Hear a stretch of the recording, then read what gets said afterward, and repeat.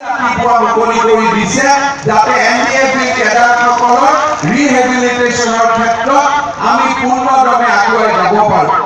চৰকাৰ ৰাইজ আমি বিশ্বাস কৰোঁ যে বড়োভূমি সমমৰ্যাদা আৰু সম অধিকাৰৰ ভিত্তিত ইয়াত এটা উন্নয়নৰ এক নতুন দিগন্ত ৰচনা হ'ব লাগে। অসমৰ এটা অতি শক্তিশালী অংগ হিচাপে বিটিআৰ অঞ্চলে উন্নয়নৰ দিশত এক নতুন দিনলৈ গতি কৰিব লাগে। ৰাজ্য চৰকাৰে বিটিচিৰ নতুন প্ৰশাসনলৈ উদাৰ দৃষ্টিভংগী গ্ৰহণ কৰিব, তাত কোনো সন্দেহ নাই। অহা এমাহৰ ভিতৰত আমাৰ ৰাজ্য চৰকাৰে সিদ্ধান্ত লৈছে যে ওদালগুৰি, তামোলপুৰ আৰু চিৰাঙত আমি একোখনকৈ আদৰ্শ কলেজৰ কাম অহা এমাহৰ ভিতৰত আমি আৰম্ভ কৰিবলৈ সিদ্ধান্ত লৈছো। তাৰ লগে লগে আমি স্পষ্টভাৱে সিদ্ধান্ত লৈছো যে বড়ো ভূমিৰ আমাৰ বিটিচি অঞ্চলৰ 40টা পৰিষদীয় সমষ্টিত 40খনকৈ নতুন কলেজ আৰু 40টাকৈ নতুন সম্পূৰ্ণ পূৰ্ণাংগ ষ্টেডিয়াম নিৰ্মাণৰ বাবে ৰাজ্য চৰকাৰে উদাৰ আৰ্থিক সাহায্য আগবঢ়াব। সেই বিষয়েও আমি ৰাজ্যক জনাব খুজিছো। অহা বছৰৰ ভিতৰত আমি কোকৰাঝাৰ মেডিকেল কলেজৰ সম্পূৰ্ণ কৰিম আৰু 2022 চনৰ 1 জানুৱাৰীৰ দিনা কোকৰাঝাৰ মেডিকেল কলেজক আমি ৰাজ্যৰ সেৱাৰ বাবে আমি মুকলি কৰি দিম। ৰাজ্য চৰকাৰে সিদ্ধান্ত লৈছে যে বড়োলেণ্ড বিশ্ববিদ্যালয়ৰ যি কোকৰাঝাৰ কেম্পাছ, কোকৰাঝাৰ মুখ্য কেম্পাছ আছে, তাৰ সমান্তৰালভাৱে বড়োলেণ্ড বিশ্ববিদ্যালয়ৰ আন এটা নতুন কেম্পাছ আমি ওদালগুৰিত নিৰ্মাণৰ বাবেও আমি সিদ্ধান্ত গ্ৰহণ কৰিছো। ৰাজ্য চৰকাৰে এই অহা 2 মাহৰ ভিতৰত বিধানসভা নিৰ্বাচনৰ প্ৰাক মুহূৰ্তত বা তাৰ আগতে তামোলপুৰত এখন নতুন মেডিকেল কলেজৰ নিৰ্মাণৰ দিশতো আমি আগবাঢ়িবলৈ সিদ্ধান্ত লৈছো।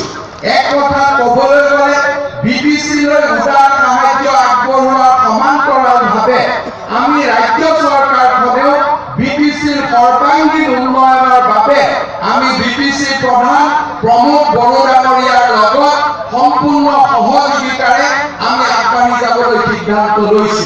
বছৰ বছৰ ধৰি অপেক্ষা কৰি থকাৰ যি পৰিৱেশ, সেই পৰিৱেশ যিমান সোনকালে হয় সিমান সোনকালে সমাপ্ত হ'ব লাগে আৰু মুকলি মনেৰে বিটিচিত বাস কৰা, বিটিচিত যুগ যুগ ধৰি বাস কৰা খিলঞ্জীয়া জনসাধাৰণে মাটিৰ অধিকাৰ যাতে মুকলি মনেৰে উপভোগ কৰিব পাৰে, তাৰ ব্যৱস্থা কৰিবলৈ মই বিটিচি প্ৰধান প্ৰমোদ বড়ো ডাঙৰীয়াক আহ্বান জনাম। মই বিশ্বাস কৰোঁ যে বিটিচিত বাস কৰা প্ৰতিটো জনগোষ্ঠীয়ে যিয়ে বিটিচিক আপোন কৰি লৈছে, যিয়ে বড়োভূমিক নিজৰ বুলি আপোন কৰি লৈছে, সেই প্ৰতিটো জাতি জনগোষ্ঠীৰ সম অধিকাৰ আৰু সম মৰ্যাদা প্ৰদানৰ দায়িত্ব নতুন বিটিচিৰ ওপৰত ন্যস্ত থাকিব। মই বিশ্বাস কৰোঁ যে বিটিচি প্ৰধান প্ৰমোদ বড়ো ডাঙৰীয়াৰ দূৰদৰ্শী সিদ্ধান্ত আৰু তেখেতৰ নেতৃত্বত বিটিচিত এক নতুন শান্তি আৰু নতুন সমন্বয়ৰ পৰিৱেশ ঘূৰাই আনিব। সমন্বয়ৰ সেতু নিৰ্মাণ কৰিবলৈ আমি সকলো আগবাঢ়ি যাব পাৰিম, আমি সফল হওঁ।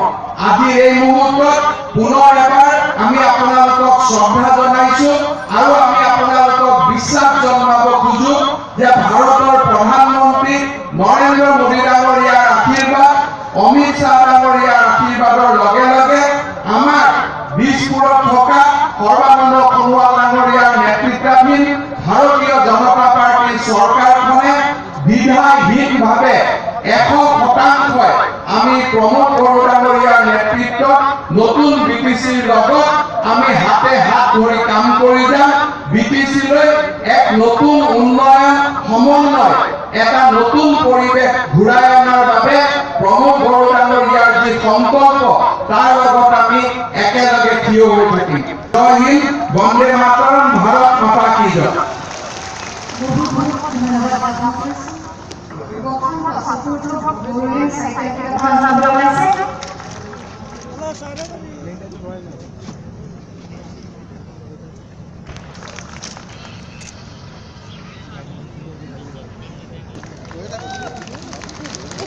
এতিয়া